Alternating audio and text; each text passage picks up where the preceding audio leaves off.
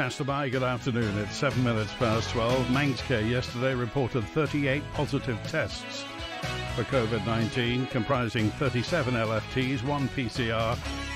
We now have 275 known active cases of COVID-19 on the Isle of Man, 247 of which detected via LFT, 28 via PCR.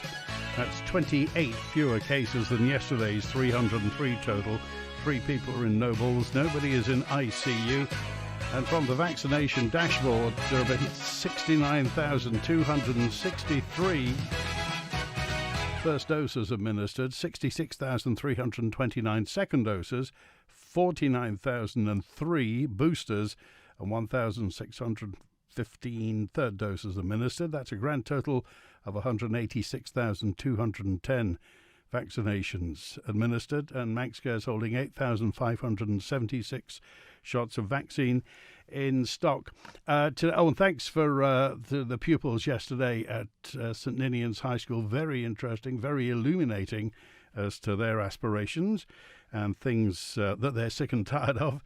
But today we're with Isle of Man Post Office. The new chief exec, Simon Kneen, is with us, and also Chris Thomas, who is, Chris Thomas. Good afternoon, Andy. Thanks for having us back. Well, it's good to talk to you, Chris. How long have you been chair of the Post Office now? I've been chair since Tim Wood appointed me in November, and I was vice chair through 2020, serving with Julie Edge. I'm delighted that we've come along today to try to answer any questions that you have or your listeners have, and delighted that Simon, Chief Executive, is here with me. Well, I think when we spoke in the past, everybody has a if you like, a view of what the post office should be or could be, but that doesn't always tie with reality. So let's bring in the man in the hot seat. Simon, how long have you been in the job? Good afternoon, Andy. So 4 years in the job, 6 years in the post office. I'm very pleased to be here to talk about the post office, which has a very proud heritage as a self-funded, trusted part of government. Our 300-strong workforce provides postal services, commercial print and fulfilment services, a philatelic bureau providing stamp and coin collectibles that celebrate our island, as well as working with a network of valued independent retailers who act as sub-most postmasters, providing services on our behalf and for other public and private sector businesses. Our people, of course, remain our greatest asset. I was very proud of the whole team living up to our trusted status, sustaining resilient services throughout the island to make sure our residents and businesses stayed connected throughout the pandemic. The Post Office Act 1993 provides an exclusive privilege for the Post Office to convey letters throughout the island and an obligation to be profitable. This monopoly was well intentioned at the time it was enacted, designed to provide a universal letter service at a universal price when letters were the mainstay of communications. The digital age is rapidly changing the way we communicate and purchase our goods and services. Letter volumes are in perpetual decline, and activities with the exclusive privilege are loss-making. In contrast, parcels are in growth. E-commerce has opened up a whole global marketplace where we can all have almost anything delivered to our doorstep. In 2019-20, for the first time in our history, parcel revenues exceeded letter revenues, so we're now primarily a parcel business. It is with great pride that the Post Office returned to a profit last year, the first time in 3 years, which is a testament to the strategy and the hard work of the entire team, adapting our operation to manage and win parcel deliveries in a competitive marketplace, while reducing our high cost base by investing in technology and cost-saving changes. As you'd expect, the challenges of sustaining quality services and a profit are ever present, and as such, the unfettered growth of the gig economy threatens a race to the bottom in standards of service and employment. However, we are looking forward with confidence. We're emboldened by our recent successes, and we're seeking to retain and win new work, embrace new technology and ways of working that will ensure we continue to provide value services that meet our customers' changing needs. Okay, you said it was the 1993 Act, was it? It was. And that mandate, it said you couldn't make a loss. It did. It did. So what happened when you did?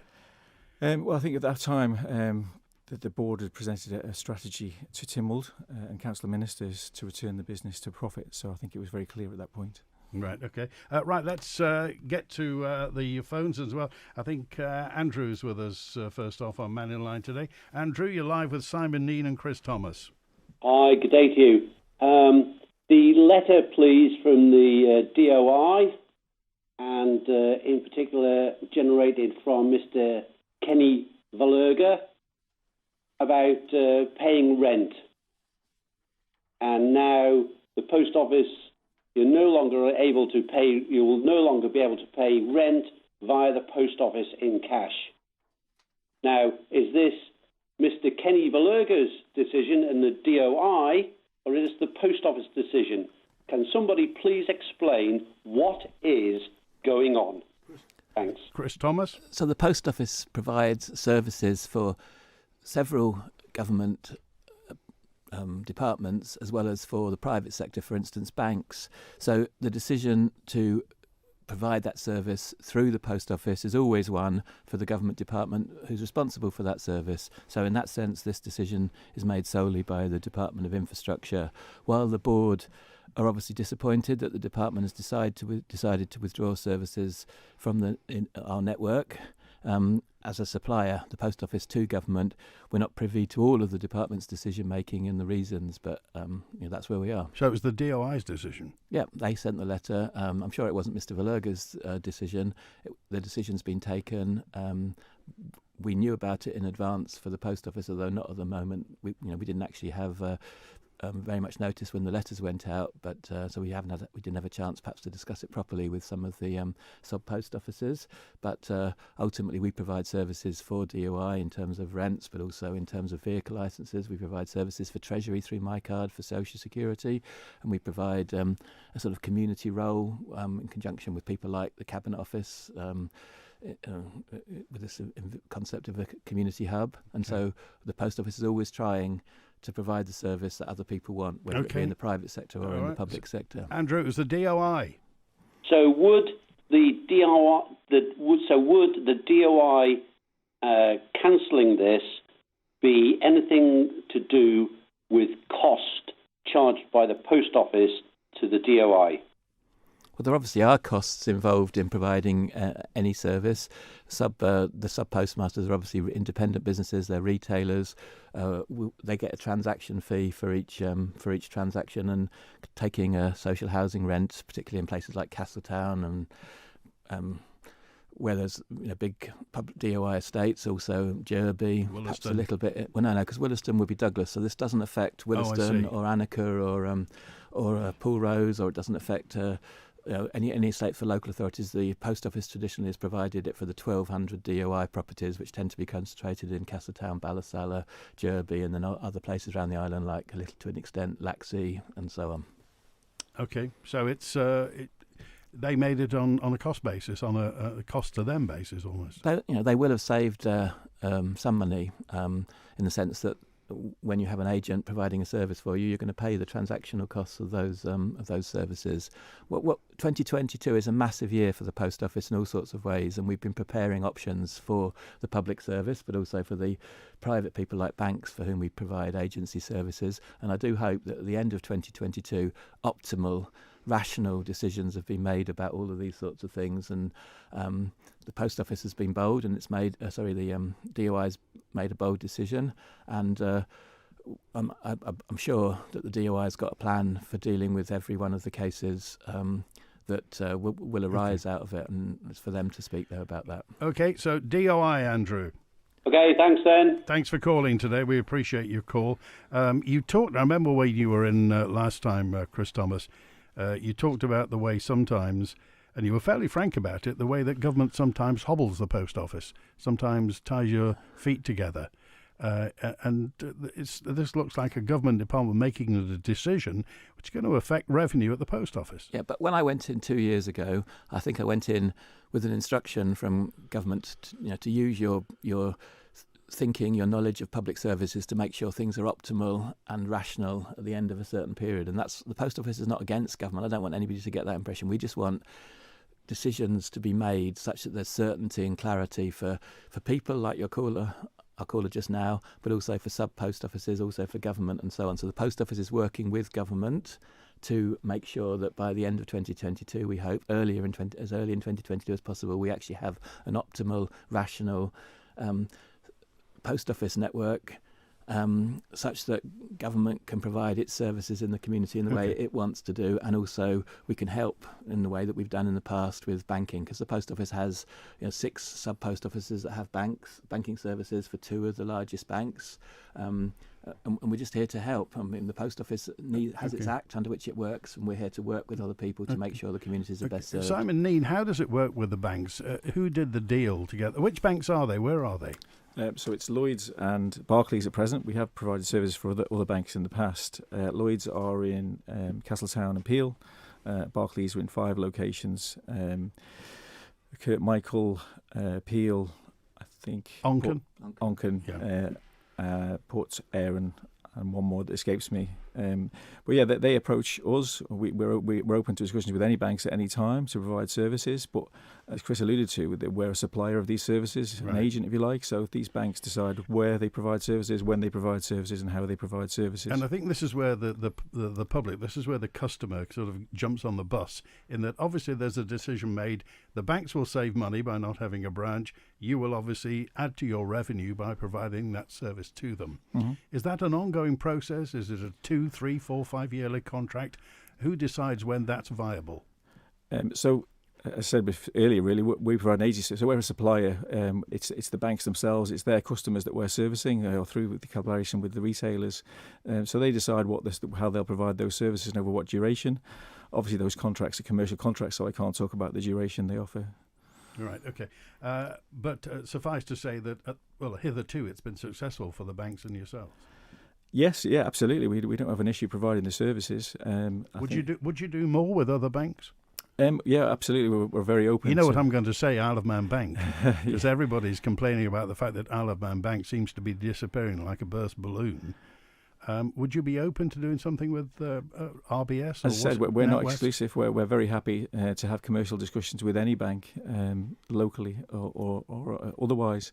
But that's their decision to approach us if that's what they want for their customers. Each business has its separate digital strategy, and they're starting to mature over time. Customer habits are changing. There's less and less people using counter services generally.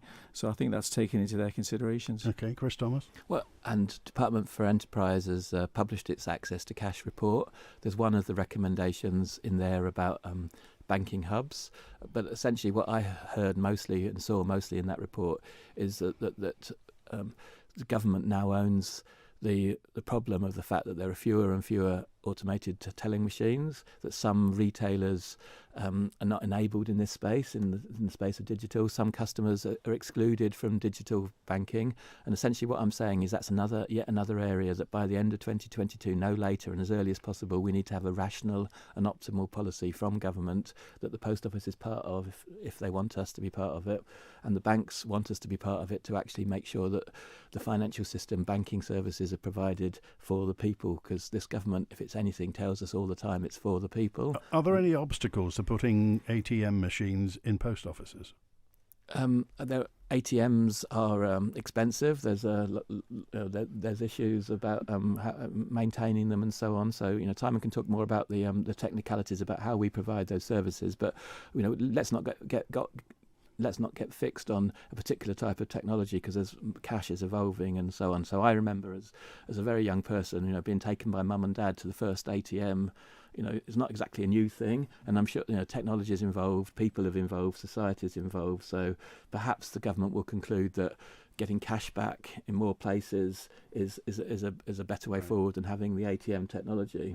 So Simon, it may be that if not ATMs, cashback facilities at post offices.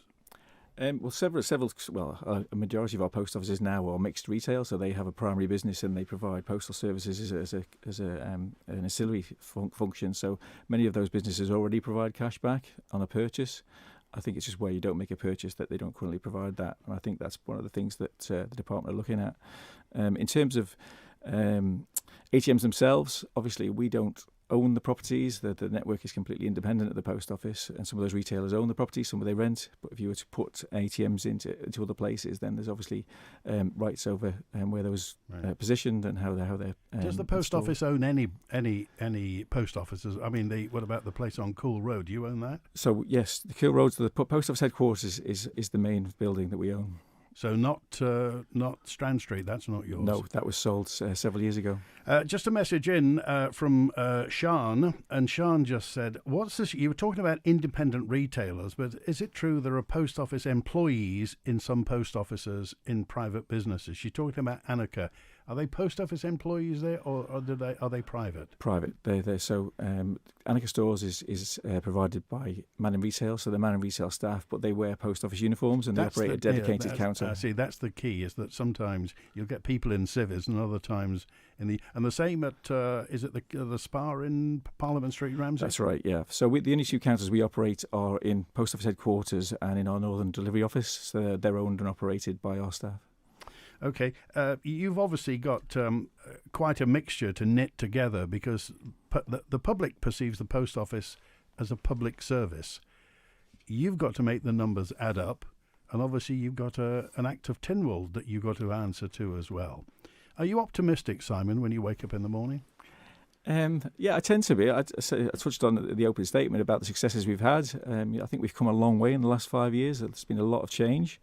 The digital age is changing everything around us, and that's certainly no different for the post office. So we've done a lot of work. We've made a lot of strong changes. We've reformed pensions, our pay and grade scales. We've won new work, and we're back into profit.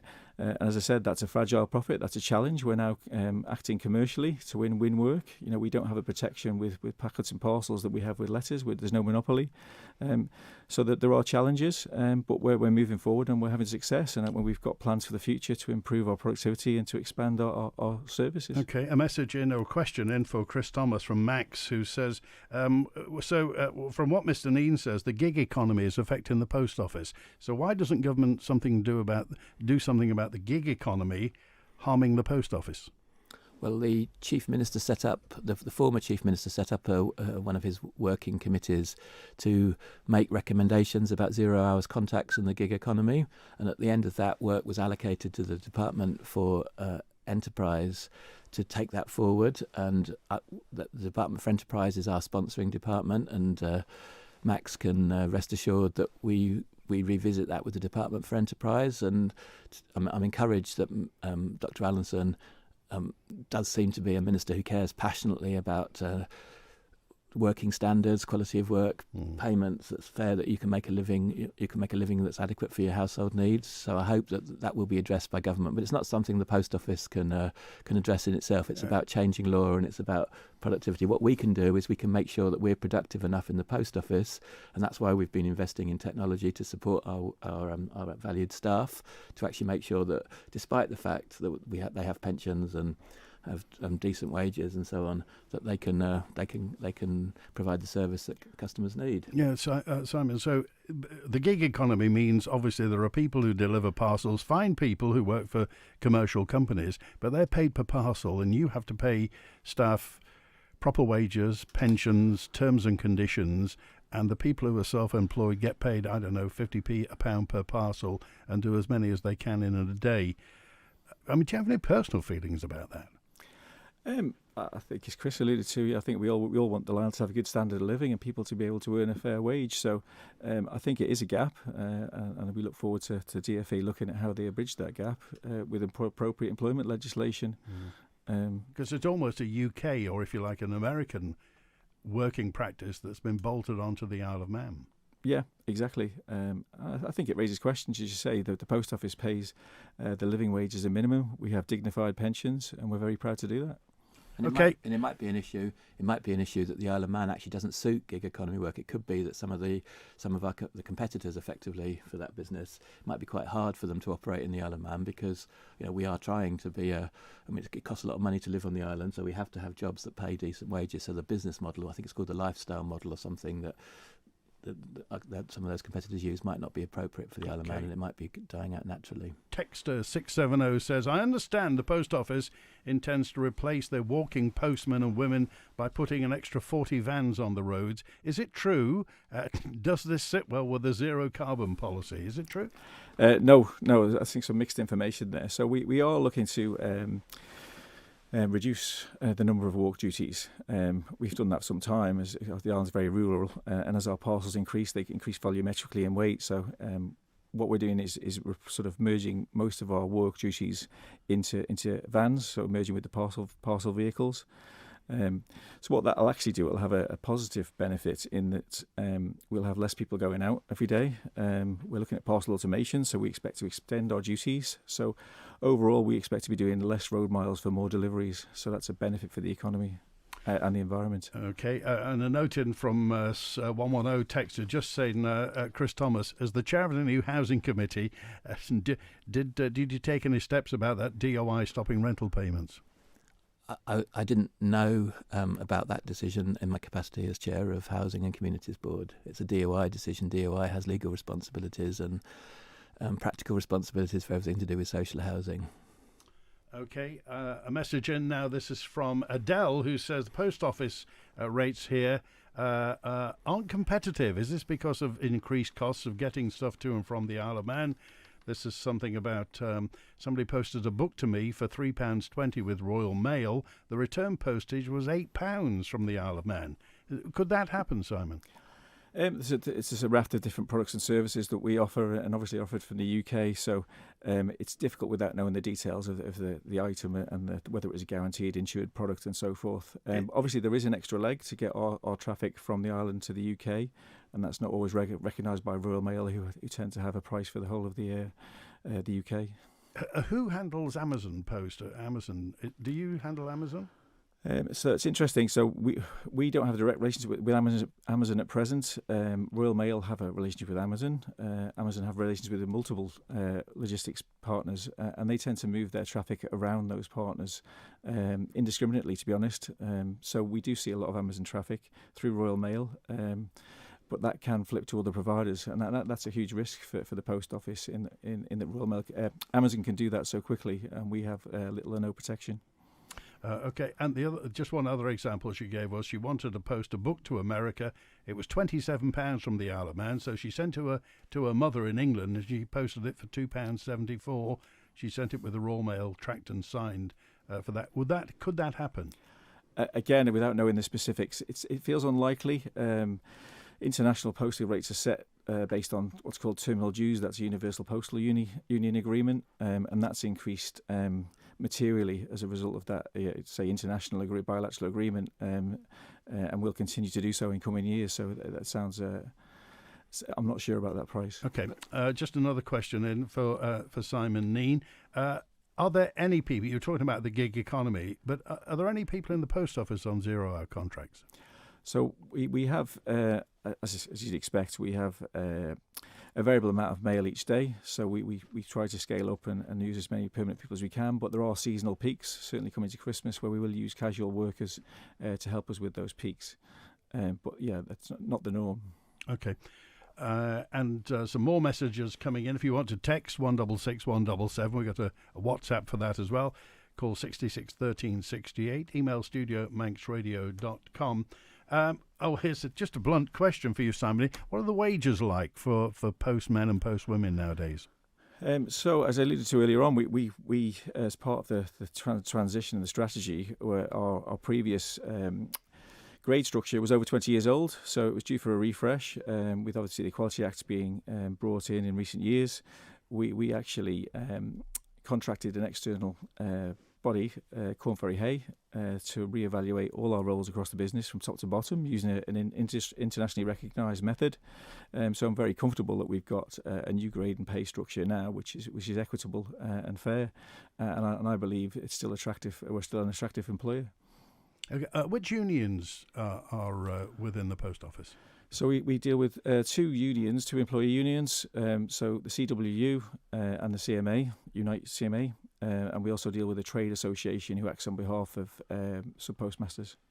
Okay, and just some more messages, and then this is from, let me see, it's Terry, who just said, so the vast majority of post offices are private businesses, contractors. That's right. Who owns the kiosks that are elsewhere? So the kiosks are owned by the post office, and we've had them in various situations since nearly 10 years now. So yeah, they're complex pieces of kit. The tin that contains, and I know we've had challenges with the kiosks in terms of reliability. and that's something we're looking at. From personal experience, you did over Christmas. I was searching for one. The one at the what was it? The one at the sea terminal. That was it. Was telling me everything was fine until I tried to pay. I mean, have you got people responsible for those going around fixing them? Yes, we have. Yeah, we have. There's been an issue. As I say, it's COVID related in terms of getting some of the payment mechanisms for that machine and one other just not being available during COVID to bring to the island. So things like that are difficult to address, but we try to keep on top of the maintenance. Okay, one for Chris Thomas now. This is Pauline who just said, could you ask Chris to explain why the Cabinet Office had a consultation asking the public if they'd like a community hub opening in their area providing government services, which would seem to be in conflict from the post office that already serves the community? That's a good observation. We don't know what the Cabinet Office will conclude following their consultation, but I would hope that the Cabinet Office will be taking into account the possibilities for using the post office network alongside the other experiments they piloted. So, for instance, they had an experiment in Peel in the west of the island, where they started off in the Western Wellbeing Partnership premises, and then they moved into Peel Post Office. And I'm delighted that they tried both, and I hope that they'll be fair to both when they come to evaluate those alternatives, but also the bigger picture. And the post office has a view. We've discussed that with all Tynwald members, and we hope that government will help us make optimal and rational decisions about how we take the retail network forward in 2022 as soon as possible. And we hope to mesh that with what government plans for its own services, and we hope to mesh that with what banks and other important private contracts we have want to do. We just want the best possibilities for the community and the people of the island. Okay, Simon, Kneen, I've got a grenade for you, Simon. If you can catch this one, it's from Phil. And it said, I heard you say that the post office is 50 years, the Isle of Man Post is 50 years old next year when it was bought from the Royal Mail, the British Post Office. Are you getting it ready to sell it back to the Royal Mail? No, I can categorically say there's no plan or discussion on that basis. So would they want it? I mean, are they in the business of buying postal services? Not that I'm aware of. They're obviously Royal Mail are a privatised entity for some time now. They're going through a fairly fundamental transformation themselves as they become a parcel business. But no, that's not something I'm aware that they're doing in terms of acquiring businesses. So the whole thing about becoming what you said is really important, that parcels are now bigger business than letters. So by volume, we still have more letters, although they're obviously as I said before, in perennial decline. With parcels, they're in growth, but they're premium products. So on revenue terms, the parcels are more valuable to the business now than letters. Did you think this day would ever come?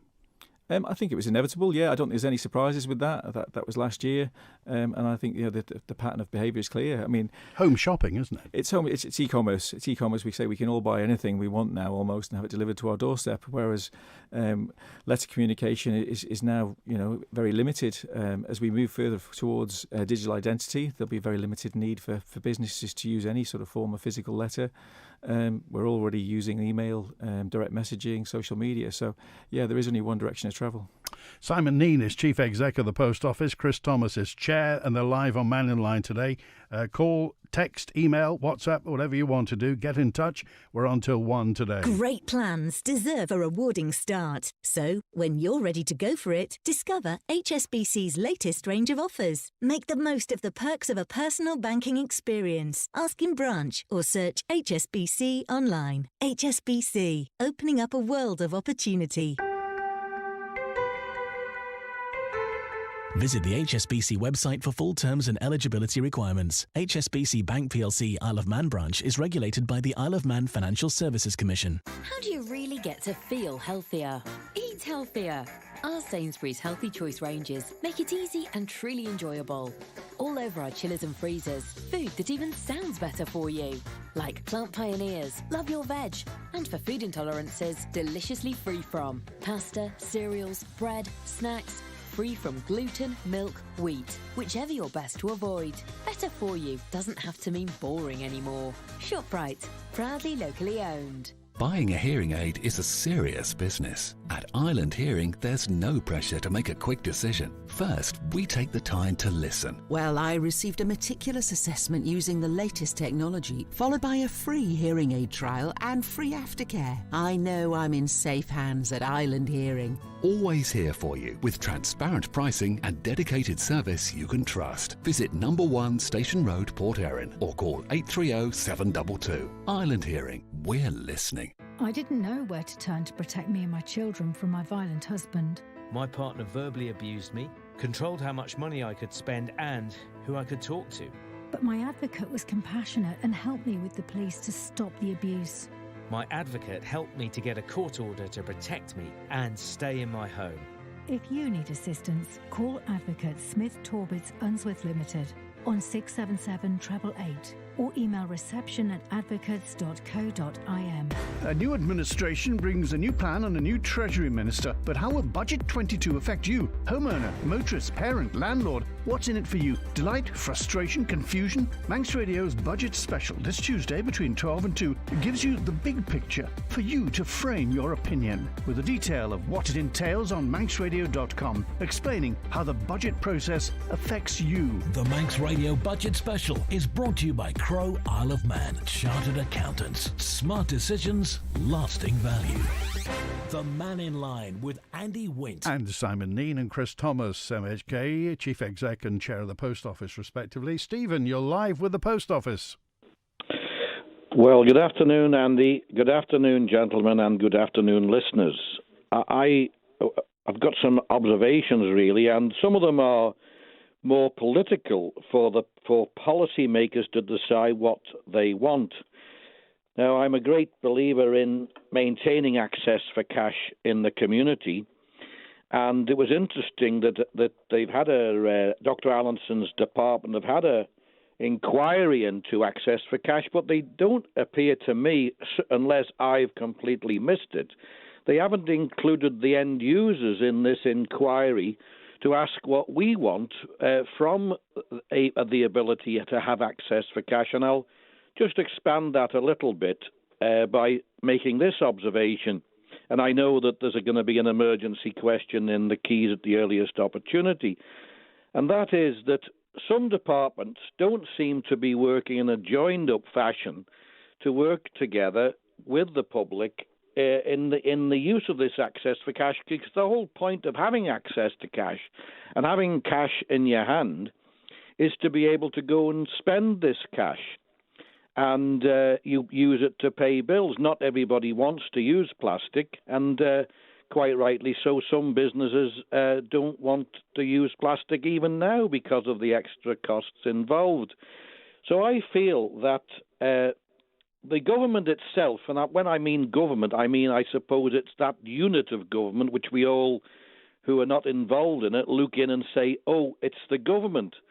And it astounds me that on the one hand, one department of government is trying to give us access to cash and we want to spend that cash paying our bills, and yet another, the DOI, is saying that people can't go to the post office to pay bills with that cash that they will have. And this leads on to what was said a few moments ago, whereby the post office itself has to make a profit. I don't think you can make a loss, but it also leads into this wider question of what should the post office provide. Should it, within its remit, have to provide certain community facilities, and how do we ensure that? Because I'm sure that it will impact on a lot of those people who run the sub-post offices as a private business, that if there is more government services taken away from them of what they provide, then there's a risk that their business model will not continue. And I think these are some thorny questions that really the Council of Ministers have got to ask themselves, what do we want? Because we certainly don't want another government department being set up to provide community adhesion and trying to combat community loneliness. So all these things, regrettably, I feel, are involved with the post office network. I want the post office to succeed. I want to be able to go and use a proper post office, not one in a sweet shop or a motor mall or one in a supermarket. I like the ability to go and use a post office, and I'm sure many other people do. So it's the provision of the post office service, it's the access to cash, it's the government taking an overall view of what we want from our community and for our community, and I don't think they're getting it right at the moment. So I'm sure some of these questions are for Mr. Thomas to reply to and hopefully come out fighting for the post office. Thank you, Stephen. Thank you, Andy, for putting it over to me. Points were very well made, Stephen, and you are completely right, and I'll respond in three ways. Firstly, we need certainty and clarity for the community, for people, about where they're going to get their engagement community, where they're going to do things that they want to do, chat and meet people, firstly. Secondly, where they're going to get access to government services. Thirdly, where they're going to get cash. So we need clarity and certainty for that. It's a political decision. Tynwald needs to make up its mind in 2022, and the post office is there to serve. I disagree with you that there's one size for a post office. I think in somewhere like Peel, there's a great need for all of those things, but it might not be the case in every village retailer. So I do think we need to think about different types of post offices as well as different types of services. Secondly, quite clearly, government needs to be joined up, and we want to have the post office working with government. We've felt in the post office since about 2015 the government's had a digital strategy on the one hand, and it's been ignoring the post office. I hope that me coming over there in 2020 was a deliberate choice by government to bring the post office more into the mainstream planning for public services, and I do hope that what the post office has now got on the table with government will help government reflect on what you've said, what we're saying to them, and that by the end of 2022 everything will be clearer and more certain for sub-post office people, for the community more importantly. And thirdly, access to cash. I think I would agree personally. I don't want Simon to take a view because he works for the post office. I'm just a politician. What does it matter what I say? But I don't think access to cash report was the best report. So I do hope that Dr. Allinson and the officers in DfE are now working further on actually following up the reviews and the planning and the revisiting and all those sorts of amorphous, vague terms that are in the access for cash report, and will come up with something of substance this spring so that we can have something that works in place by the end of 2022. Okay, all right. Thanks, Stephen. Thank you. Good to hear from you. Just a couple of quick ones now for Simon Kneen. This is from Christine. Well, it's a two-parter. Who decided to take the post box away from the airport, and will you paint some of those tatty old post boxes, please? Okay. So the airport, the post box was taken away during the pandemic when there was very little use of the airport, and just prior to that it had been damaged, so there was two reasons for extracting it from the airport. We did react to some feedback once the sort of the main COVID periods passed. We reinstalled the post box back into the airport, so I think that's resolved itself. I think the other post boxes, we've got a review plan for this year about where they are, who uses them, how they use them, and I think as part of that we'll be looking at how we maintain them going forward. Is it possible some post boxes will go? Potentially.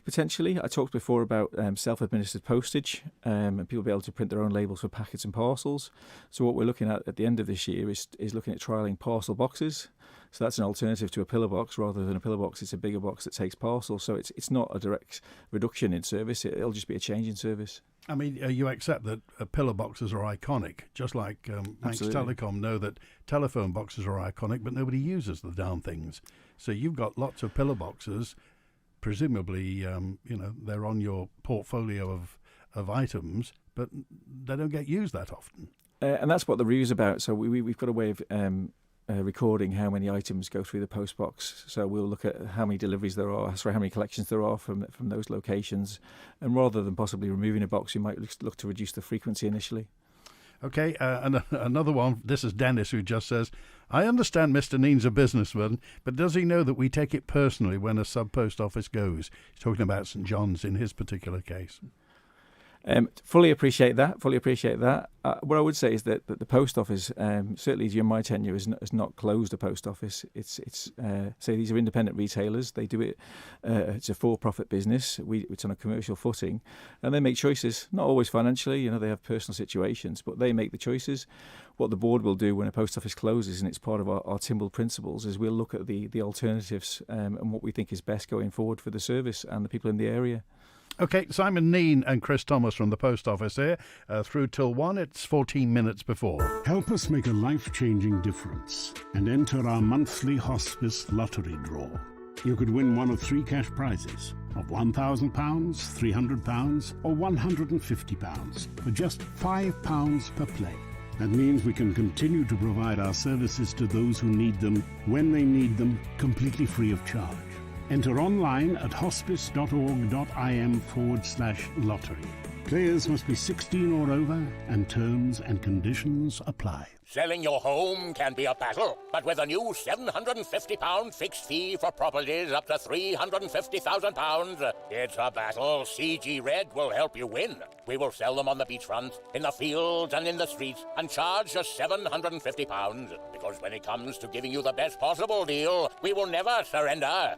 Sell your home for just £750 with CG Red. Visit cgred.im. Never was so much saved by so many than with CG Red. Here's to great shows. Here's to comedy. Here's to live music of all kinds from around the world. Here's to blockbuster movies.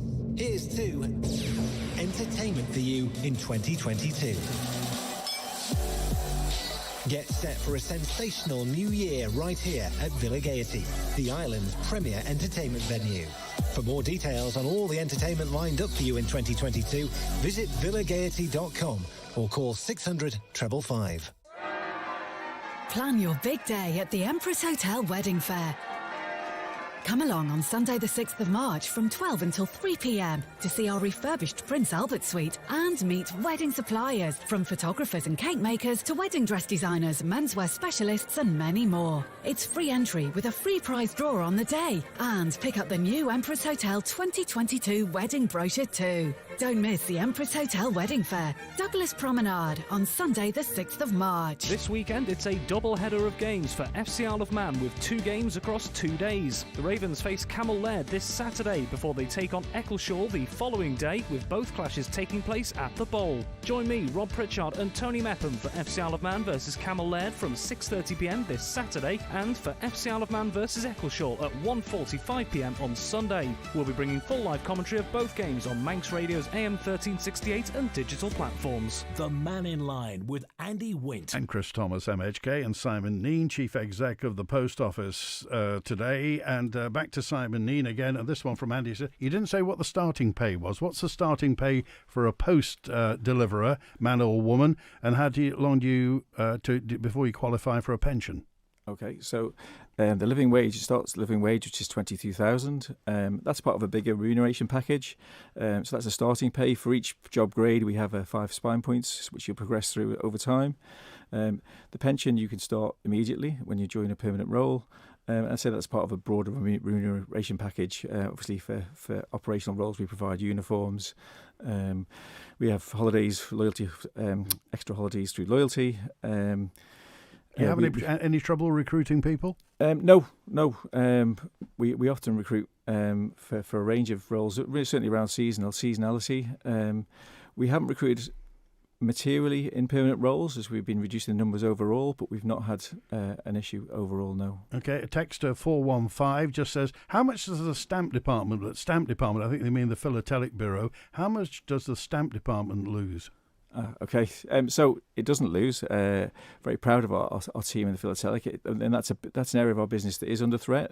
It's no surprise that the number of collectors are reducing, but our team in the post office are very inventive, and we've had some really big issues. Stamps and coins now, isn't it? It was always stamps and coins, yes. Although coins now are obviously treasury, we're a reseller of coins. We don't get involved in the actual marketeer side of that at present.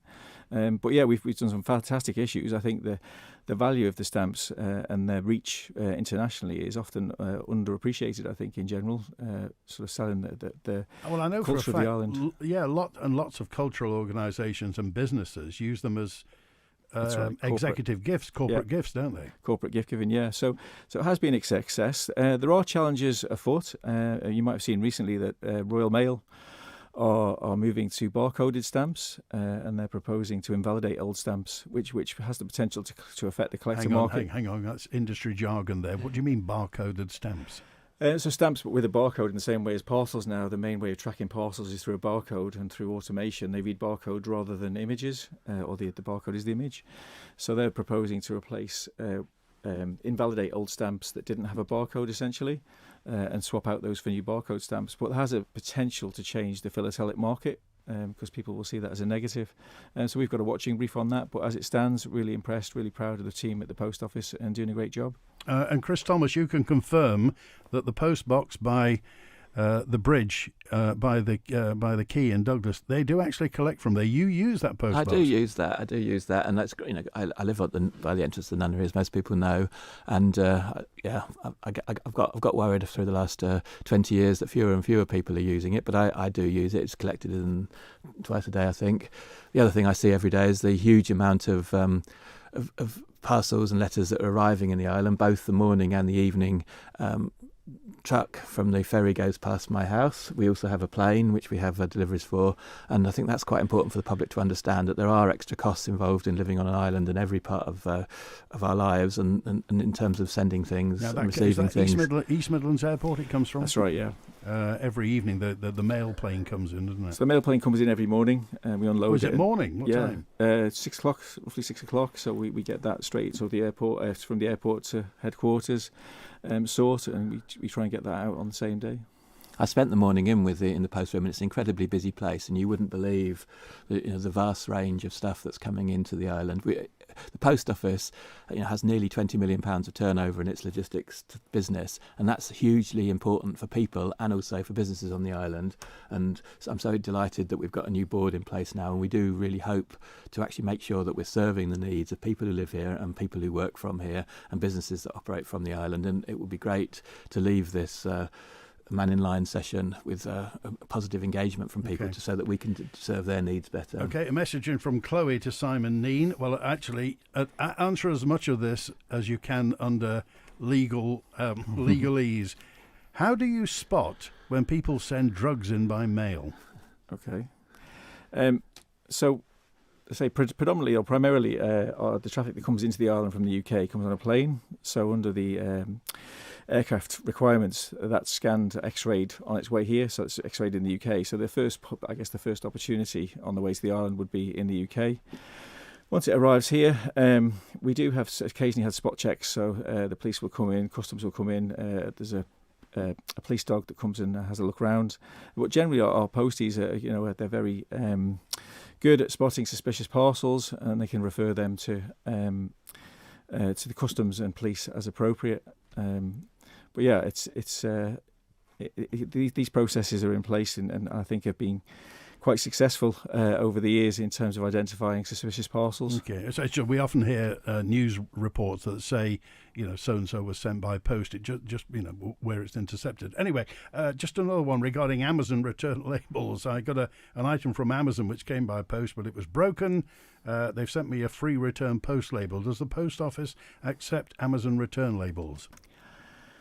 So we did have an issue with Amazon return labels because they'd agreed changes with Royal Mail that hadn't been fed through to us. We're in the process actually of resolving that at present. So not at present, but you can return an Amazon item at a post office, just not using the free post label. They're asking, do you have a QR reader? Well, I say one of the things we're about to introduce, we're just waiting for it to be delivered, is a QR reader which will read a Royal Mail postcode, read a Royal Mail QR code and generate a postage label. So we've got 8 of those coming to the island that will be situated in post offices. So you'll be able to go in and scan your QR code, get the label, and then drop it in at the counter. So that's on its way. And Julian on aesthetics as well. One of the post boxes on Douglas Promenade are going to be painted. They look awful, particularly now the new paving's down. Yeah, we've obviously held off because of the amount of construction work that's going on. It would have been You're not going to blame the prom. Not blame the prom, but because of the amount of construction work, it would have been sort of slightly silly to have decorated, repainted them prior to the building works finished. But once that's completed, that'll be the next thing that happens. Well, obviously, one of your relatives has been in touch, Simon. I'd like to say that Mr. Kneen's doing a near impossible job very well. He's managing to turn a very old business from a loss into a profit. So I've always had very quick and efficient service at the post office. People shouldn't be so quick to criticise, says Anne Kay. That's not Anne Kneen. We haven't got an Anne in the family, but if I can find out who she is, I'll send her the money. Right. That's about us out of time as well. Thanks for being with us today, Simon Kneen and Chris Thomas. Thanks for being with us. And if you want any more information on the post office, what's the website, Simon? Sorry, IOMPostoffice.com, IOMpost.com. Okay.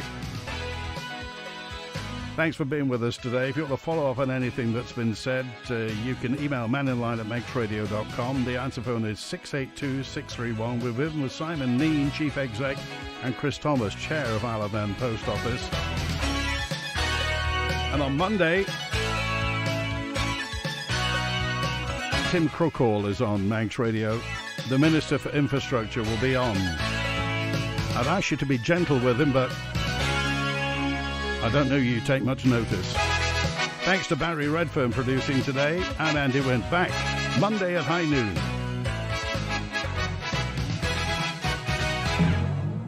WINT 1880.